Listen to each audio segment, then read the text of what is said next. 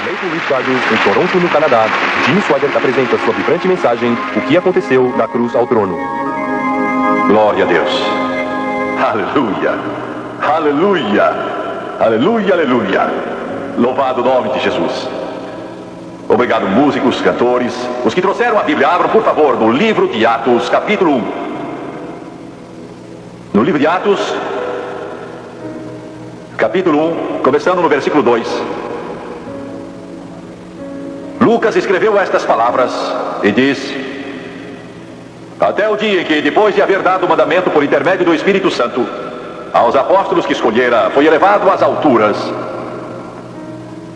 A estes também, depois de ter padecido, se apresentou vivo com muitas provas incontestáveis, aparecendo-lhes durante 40 dias e falando das coisas concernentes ao reino de Deus.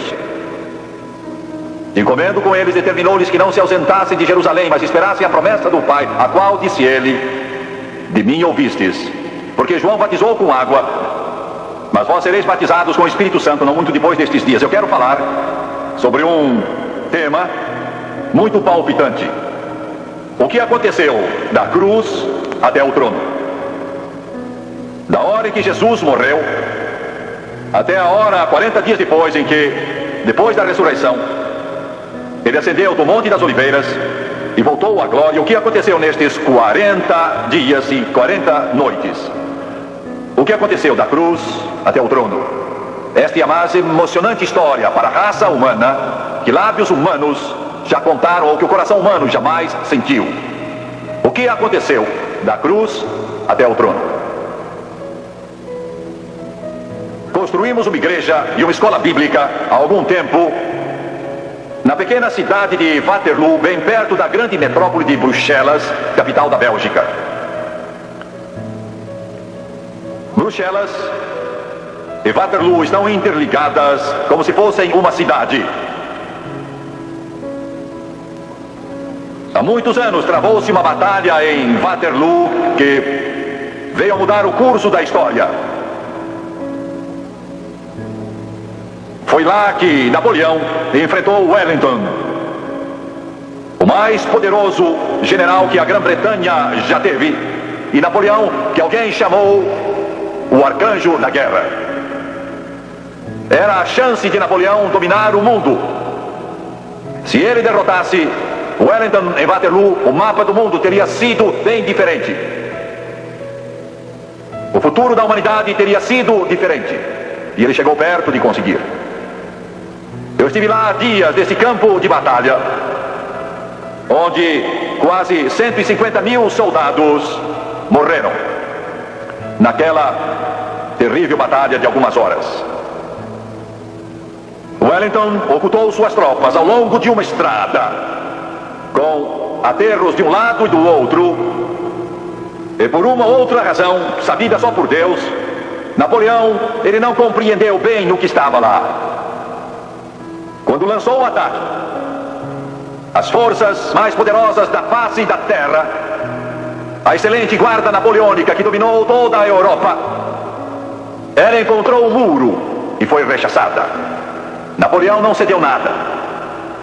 Por uma razão desconhecida, ele continuou dando a ordem de avançar, de ir em frente, ir em frente, ir em frente. E seu exército foi desbaratado. E Napoleão foi feito prisioneiro. E ali se desfez todo o seu império. E em Londres, no alto de um edifício, porque isso foi antes do telefone e do telégrafo, ergueram grandes letreiros que diziam: derrota total, mas surgiu um forte nevoeiro e cobriu o letreiro. E então milhares e milhares de londrinos gemeram, choraram, mulheres desmaiaram, pensando que Wellington tinha sido derrotado. Mas de repente, aquele nevoeiro foi levado pelo vento e o sol começou a brilhar e apareceu o restante da mensagem: derrota total de Napoleão.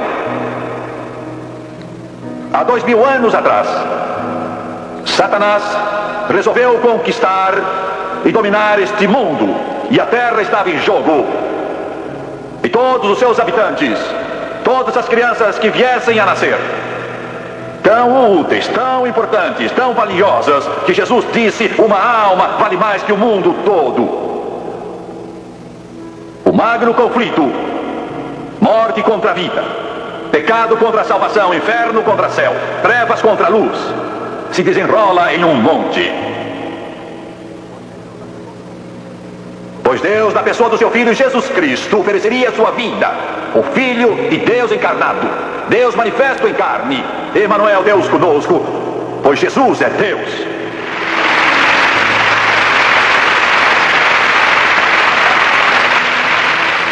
Ele seria pendurado num monte. Ele morreria como ninguém já morreu. Ele sofreria como ninguém nunca sofreu. Ele tomaria sobre si, tornando-se oferta pelo pecado, todos os pecados do homem, para que fôssemos livres. Alguma coisa num criminoso, alguma coisa num assassino, alguma coisa em alguém que é condenado à morte, e de repente a pena é suspensa. Não há nenhum drama que se desenrole desta maneira. Eu vi na televisão há pouco tempo atrás 3 homens numa certa penitenciária que eram assassinos, eram culpados, não havia dúvida sobre isso, foram condenados à morte na cadeira elétrica. As câmeras mostraram suas celas porque algo havia acontecido. Não há pungência, não há drama, não há momento, não há nada que possa representar esta cena. Condenados à morte na cadeira elétrica. Mas houve suspensão. O governador do estado disse: eu comuto a pena de morte para a vida. E eu vi esses homens com lágrimas rolando da sua face, se ajoelharem e agradecerem a Deus.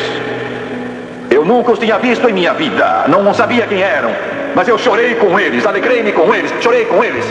Sabe por quê? Porque há 2000 anos Jimmy Swaggart estava condenado a ir para o inferno e não haveria perdão, não haveria esperança para ele. Mas o Senhor Jesus Cristo comutou a sentença de morte para a vida e tomou o meu lugar e sangrou e sofreu e morreu numa cruz para que eu fosse salvo.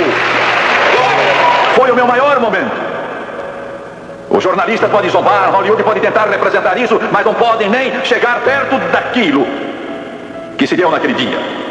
Porque naquele dia tão tenebroso, eles o penduraram numa cruz e Satanás sentiu uma alegria infernal.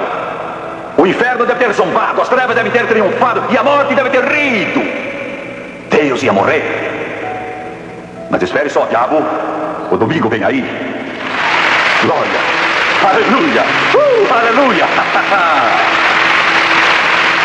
E a horrível, medonha, monstruosa, infernal agonia. A morte senta no seu trono, suprema sobre a humanidade. Mas espere um pouco, morte, o riso vai morrer na sua garganta, porque o domingo vem aí.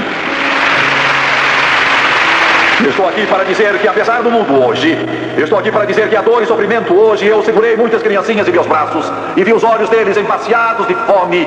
Olhei para seus corpos esqueléticos, segurei suas mãos e vi os seus bracinhos frágeis. Pus os meus dedos no seu rosto e encostei meu rosto no delas, sabendo que iam morrer, não por causa de uma terrível doença, não por causa da leucemia que ataca tantas criancinhas, nem por causa de câncer, mas por falta de algum alimento, um pouco de pão, alguma coisa. E eu as acheguei a mim pensando se elas sabiam, pensando se elas sentiam, pensando se elas entendiam. Diabo, é sexta-feira, mas o domingo vem aí. O domingo vem.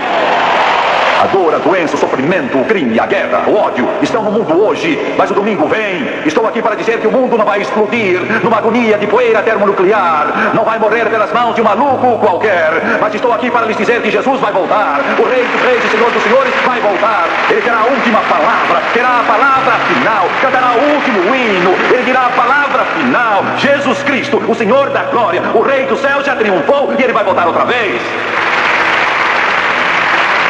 Satanás vai atacar, mas acabará sendo derrotado. E Satanás foi derrotado. Foi derrotado no Calvário 2000 anos atrás. Nunca houve um momento como o da ressurreição de Jesus. Palavras não podem expressar. O coro aleluia não pode cantá-lo. A língua do pregador não pode dizê-lo. O coração da criança não pode sentir.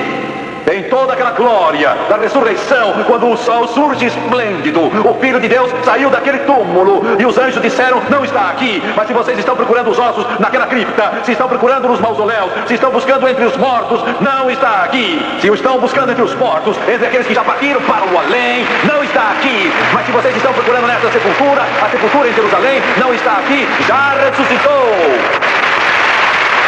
Glória. Eu clamo, eu canto, eu acordo todo dia e digo: ele está vivo. Sou um fanático. Vocês estão vendo um fanático. Um fanático de verdade, genuíno, de corpo inteiro, fanático. Glória a Deus, Ele enche meu ser, Ele domina toda a minha vida. Não está morto, está vivo. Não está no túmulo, Ele está sentado à mão direita do Pai. Sua missão cumprida, intercedendo a favor dos santos. Satanás está derrotado, a morte já foi vencida, a sepultura foi conquistada e Jesus Cristo vive. Seu pobre jornalista, seu pobre representante da imprensa,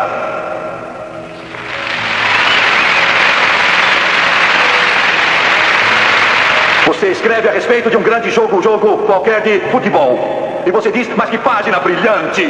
Você escreve sobre um acontecimento notável e pensa, veja só que coisa maravilhosa. E escreve a respeito de um desses filmes de Hollywood e pensa que escreveu uma grande coisa. Porque você não escreve sobre o maior fato que jamais aconteceu, que Jesus vive, Ele vive, Jesus Cristo vive hoje.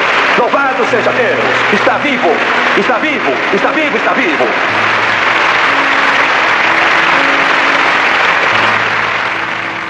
Meu Deus, isso faz você gritar. Isso faz o mundo gritar. Eu não entendo alguns de vocês. Vocês estão aí?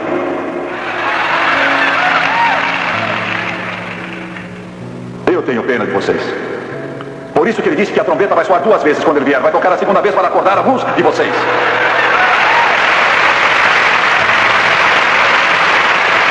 Aleluia, que pensamento! Jesus trouxe salvação perfeita, vitória sem vitória. Ainda que Satanás ataque, a graça de Deus nunca falha. Vitória sem vitória. Pois bem, esta é a introdução da minha mensagem. O que Jesus fez, o que aconteceu da cruz até o trono.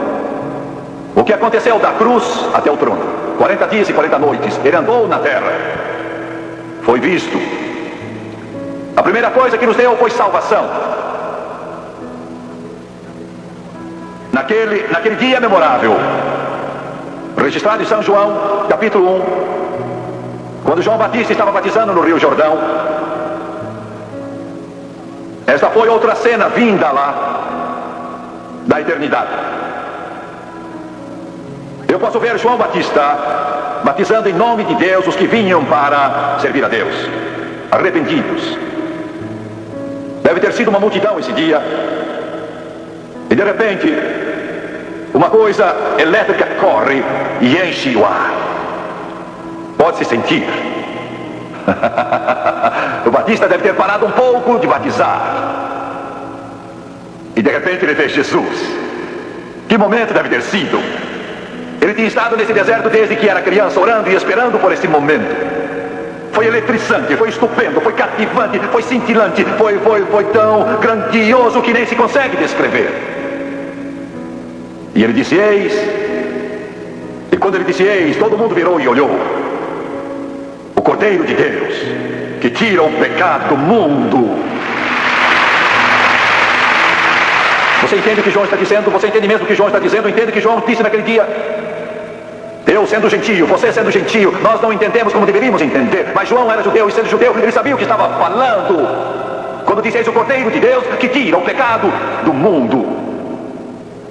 Quero que você note 2 coisas. Primeira, ele usou a palavra pecado, não disse pecados no plural, e sim pecado singular. Tira o pecado. O homossexual não tem de ficar preso. O alcoólatra não tem de ficar preso. Aleluia, glória a Deus. O drogado não tem que ficar preso. O pecador agora é livre. Jesus tira o pecado do mundo.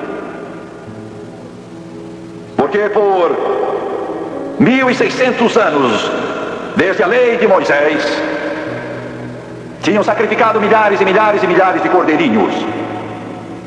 Dizem que provavelmente o povo judeu sacrificou 2 bilhões de cordeiros durante todos estes anos. Pense nisso. Não 2 bilhões, mas 2 bilhões. Guardavam o cordeiro para o dia da expiação 2 semanas. Então examinavam bem para ver que não fosse doente, que tivesse saúde perfeita, sem mancha nem ruga. Quando era morto, eles cortavam no dorso e abriam a carne para ver se não havia defeito nenhum na carne.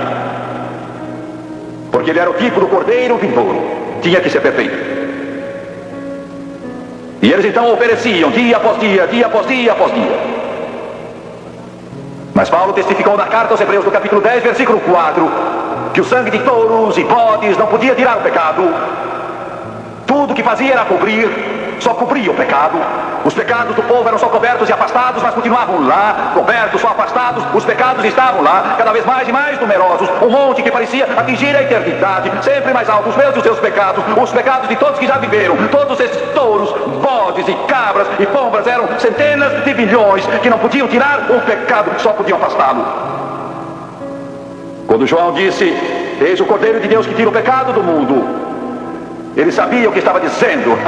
Aleluia. Ele dizia: este agora, o Cordeiro de Deus, não só vai cobrir o seu pecado, ele não vai somente afastá-lo, ele não vai só pôr uma cobertura nele, mas ele vai tirar o pecado, de modo que não haja mais pecado. Livre, livre, livre, livre, livre, afinal. Você entende isso? Você entende isso? Quando Jesus ressuscitou, a primeira pessoa que o viu, você sabe quem é que foi? Foi uma mulher. Aleluia. O que está dizendo Swagger? Digo que Jesus Cristo libertou a mulher. Digo que Jesus Cristo libertou a mulher. Digo que a mulher hoje goza liberdade. Glória. O primeiro não foi Pedro, Tiago, não foi João, não foi Tomé, não foi André. Foi a Madalena, Maria. Aleluia. Glória. Senhoras, como se sentem?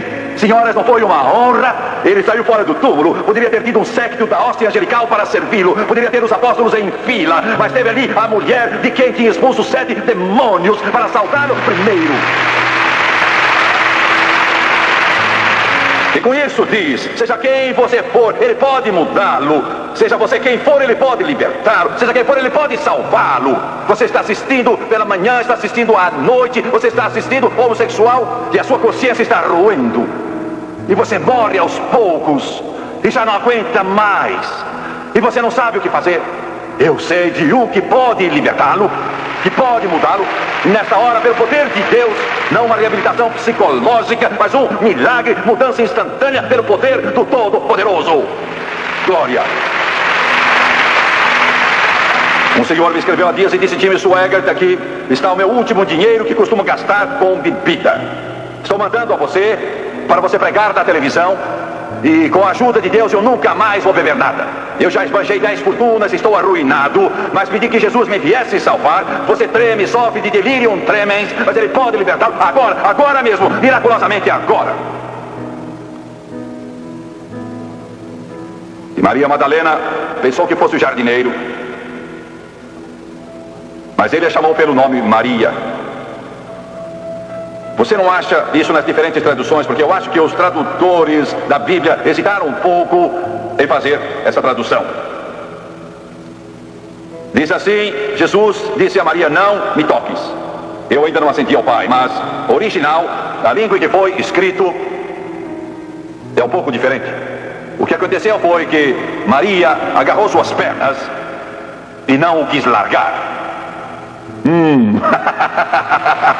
Glória. Eu não a culpo, não a culpo, não a culpo.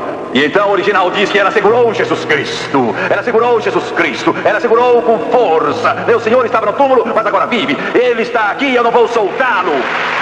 Aleluia, aleluia, glória a Deus. Aleluia, aleluia, aleluia, aleluia. E disse: Maria, deixe que eu vá, porque tenho que ir para a glória e lá oferecer meu sangue no propiciatório. Tenho que acender a meu Pai, seu Pai, e vou penetrar no Santo dos Santos, e vou levar o meu sangue que derramei no Calvário, e vou oferecer no propiciatório. Você precisa me largar, Maria. Glória a Deus, não culpa, Maria. Este Jesus a quem sirvo não é uma palavra vazia, não é nome para um hino, não é molde para uma estátua. Ele vive, ele vive, ele me libertou, mudou meu coração, mudou minha vida. Sim, sou fanático por ele, sim, sou um pouco maluco por ele. Não culpo Maria Madalena.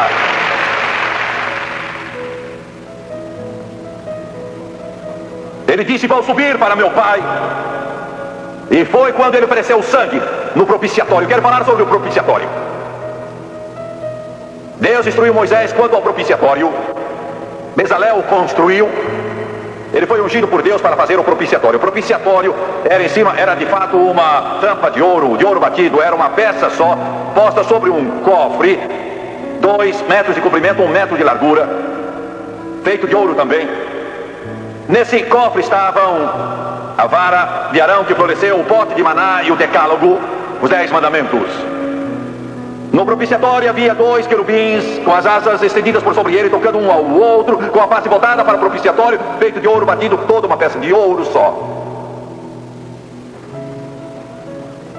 Voltados para a lei violada, voltados para os mandamentos quebrados pelo homem que diziam: não furtarás, não matarás, não cometerás adultério, etc, etc. O homem era culpado. E os querubins olhavam para a lei através do propiciatório, que representa graça. Aleluia, como diz o hino: gastei anos na vaidade e orgulho, desprezando o Senhor crucificado, não sabendo que por mim morrera no Calvário. E o coro que diz: a graça foi grande para mim, o perdão me foi revelado e a minha alma achou a liberdade no Calvário. Aleluia. E uma vez por ano o sacerdote entrava e oferecia o sangue daquele cordeiro no propiciatório, para afastar os pecados do povo. E Jesus então ia oferecer o seu sangue, perfeito, puro, limpo, incontaminado, no propiciatório do céu, no lugar santo. Estávamos em uma reunião em Washington, com muitos oficiais do governo. Uma TV estava lá, e o representante de um programa, que não vou mencionar, vou ter mais respeito por ele do que ele revelou pelos outros. Ele perguntou a um pastor que estava presente: vocês dizem que tem de aceitar Jesus para ser salvo? Ele disse sim. Ele disse: bem, você não concorda que somos todos irmãos?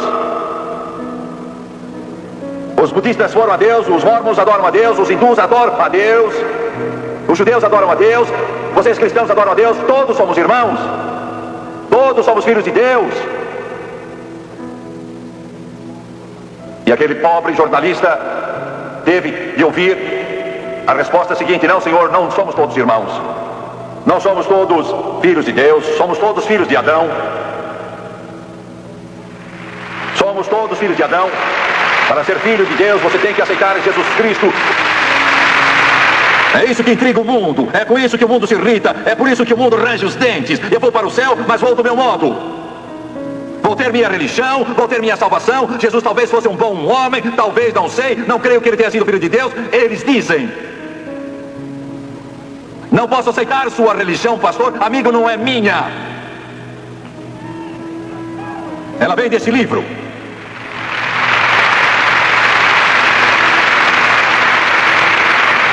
Se não gosta dele, como vai substituí-lo? Com o quê? Vai substituí-lo com o livro de Mormons? Vai substituí-lo com o livro de algum filósofo moderno, talvez? Com o que vai substituí-lo? Não há nada como esse livro. É a palavra de Deus. Louvado seja Deus. Quando o mundo se desfizer e as trevas se espalharem, esse livro continuará, porque é a palavra do Todo-Poderoso. E você não irá para o céu se não aceitar Jesus Cristo como seu Salvador pessoal. Não pode chegar a Deus se não aceitar Jesus Cristo como seu Salvador pessoal. Por quê? Porque Ele é Deus, porque Ele veio do céu, não foi outro, mas Jesus Cristo veio do céu e morreu lá na cruz do Calvário e pagou o preço dos seus pecados. E você vai ter de responder a Ele.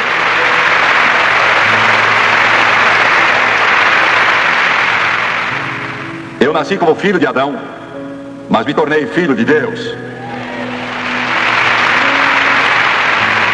Em segundo lugar, não só Ele nos deu salvação, mas nos deu vitória. Vitória, vitória. Eu quero dizer uma coisa aqui antes de continuar. Não tenho paciência, e Deus não tem paciência com crentes cara comprida, azedos, zangados, de cabeça baixa. Alguém me perguntou há dias: você é membro da família da fé? Eu disse: sei que não sou membro da família da dúvida. Ele trouxe salvação à sua vida, Ele deu vitória. Você deve se levantar de manhã com um sorriso e deleitar os ombros, olhar o diabo bem firme nos olhos e dizer: esse é outro dia que o Senhor fez, vou me regozijar e alegrar nele. Ele deu vitória a você, deu alegria a você, deu paz a você, deu poder a você. Vitória, vitória, vitória. Pois bem, a Bíblia diz que Jesus desceu até o inferno e ele levou cativo o cativeiro e concedeu dons aos homens. A Bíblia diz que ele deu apóstolos, profetas, evangelistas, pastores e mestres. Vou ajudá-los um pouco. Estão vendo estes homens na plataforma hoje? Eles são dons. São dons de Deus para vocês. Eles são dons. Eles são tão importantes que é bem difícil descrevê-los. Ele deu dons aos homens, apóstolos, profetas, evangelistas, pastores e mestres. Os jornalistas dizem: por que é que você diz as coisas que diz? Quem lhe deu o direito de dizê-las? Oh, gosto quando perguntam. Sou um evangelista. Eu sou um desses dons. Sou um evangelista. Meu trabalho é fazê-los contorcer-se. Minha ocupação é fazer vocês se mexerem na cadeira. Minha ocupação é tirar o seu sono. Minha ocupação é fazer vocês virarem de lado para o outro. Minha ocupação é pôr o temor de Deus no seu coração. É por isso que Deus me chamou. Sou um evangelista. Aleluia. Glória. Ame seu pastor.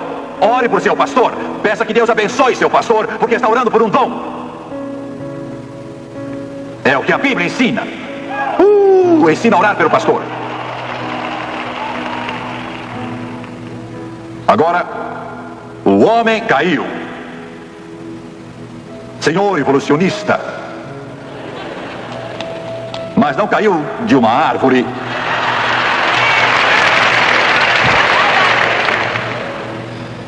A maior mentira, a mais tola e absurda que jamais foi contada foi a mentira sobre a evolução.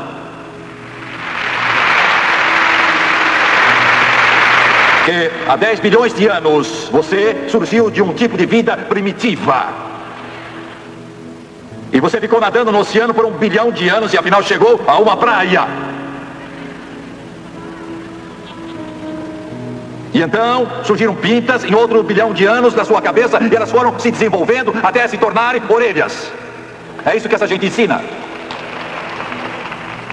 Que as universidades ensinam. Não todas, mas muitas. Fale mesmo! Eu falo.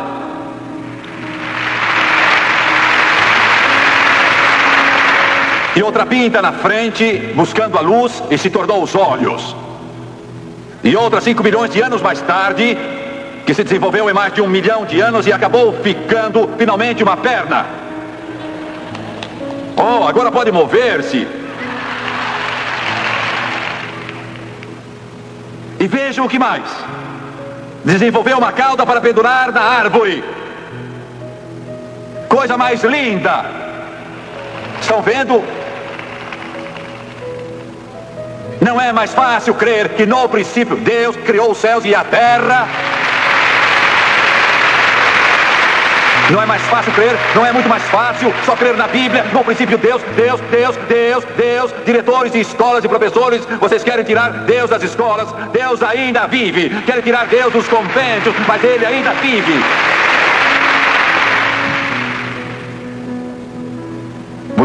Você quer me ver ficar zangado mesmo? Quer me ver ficar cheio de indignação? É ver um velho qualquer que nem consegue achar a porta dizer: as crianças não podem fazer oração na escola.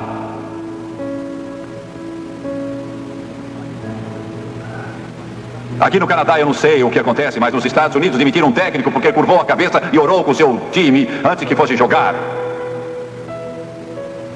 Um certo juiz disse a um formando que não podia orar quando fosse fazer o seu discurso à classe de formandos. Mas eu teria orado.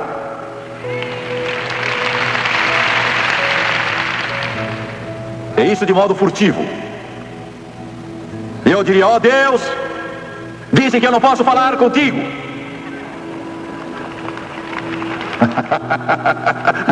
Então, eu acho que não posso, mas se pudesse, então é isso que eu diria. Aleluia, aleluia, aleluia. Ditadores surgem em vão, déspotas surgem em vão, os tribunais surgem em vão, mas este livro permanece. O Deus deste livro é para sempre. O Deus deste livro viverá para sempre.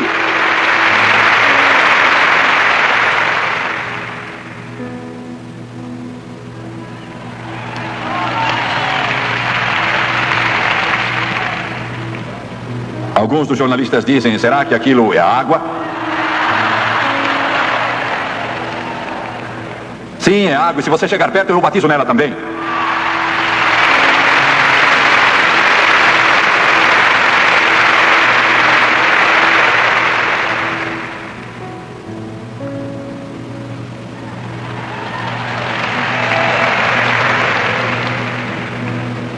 Eu gosto deles.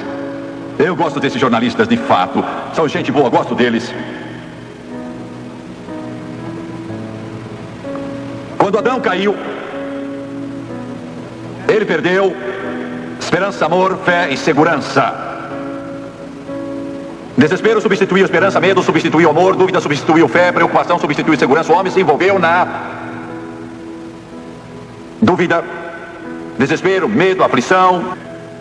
Quando Jesus ressuscitou, eis o que ele fez, o que aconteceu desde a cruz ao trono. Quando ele ressuscitou em suas aparições, 10 aparições ao que saibamos, a Bíblia nos fala delas, mas só conta o que aconteceu em diversas dessas aparições. Os outros silenciaram. Quando Jesus apareceu a Maria Madalena, como mencionei faz pouco, ela estava tomada de desespero. Deus estava morto, mas ele o substituiu pela esperança, e o homem a recuperou. Quando apareceu aos discípulos, a Bíblia diz que estavam reunidos com medo. Lemos em São João. Mas ele substituiu o medo pelo amor, dizendo, não temais. Glória a Deus. A terceira vez que ele apareceu foi a Tomé, pobre Tomé. Dúvida, dúvida, dúvida. Disse ou não, crerei enquanto eu não puser a mão na ferida do seu lado, em suas mãos. Ele apareceu a Tomé e disse, venha cá. Vamos, Tomé, toque-me. Tomé caiu aos seus pés. Ele foi o primeiro a dizer-lhe, Senhor meu e Deus meu. Ele substituiu dúvida por fé. No mar da Galileia, Jesus apareceu aos discípulos de novo. Bem cedo de manhã pescaram a noite toda, mas não pegaram nada. Aflitos, tristes, que faremos? E ele disse, filhos, apanhastes alguma coisa? Disseram, pescamos a noite toda, não pegamos nada. Ele disse, lançai a rede do lado direito do barco. Eles a jogaram e, céus puxaram 153 peixes. Estavam na rede, tantos que ela se rasgou, e um dos discípulos olhou para ele e disse, é o Senhor. Você conhece Pedro? Sabe como ele é? Ele pulou na água. A glória, pulou na água. Não o culpo, eu teria seguido se estivesse lá. Substituiu a aflição por segurança. A última coisa, não só nos deu salvação, nos deu vitória, mas nos deu o Espírito Santo. Ele disse, eu enviarei outro consolador, outro ajudador, o Espírito Santo.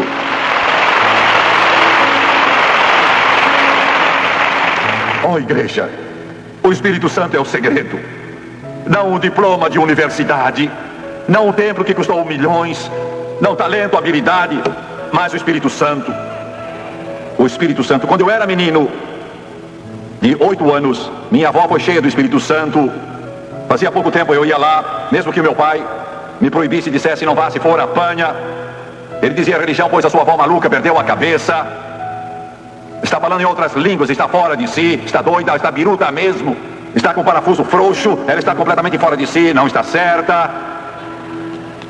E você não chegue perto, se você chegar perto vai pegar em você. Estava certo. Estava certo. Estava certo, graças a Deus estava certo. E eu ia lá 3 vezes ao dia. Foi durante o verão, eu estava de férias, e eu me sentava, não consigo agora, mas cruzava as pernas, à moda dos índios.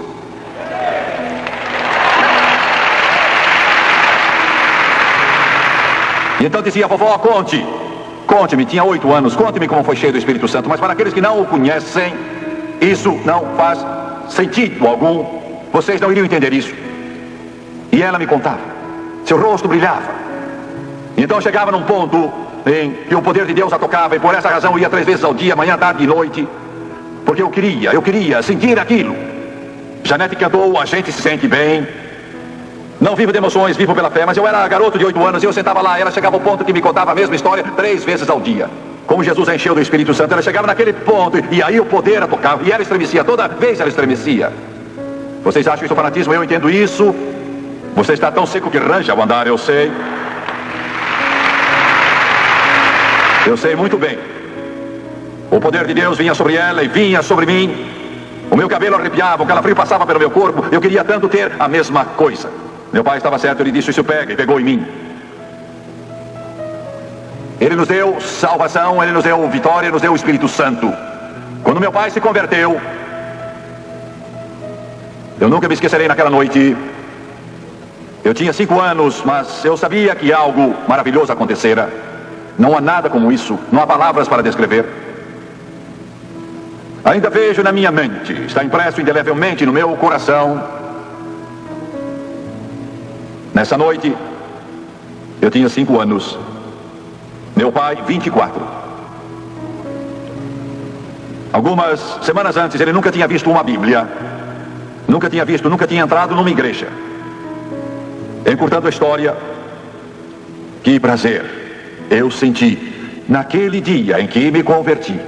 E agora eu sinto seu amor, segurança e paz, fervor. Sou feliz, tão feliz, pois em Jesus me satisfiz.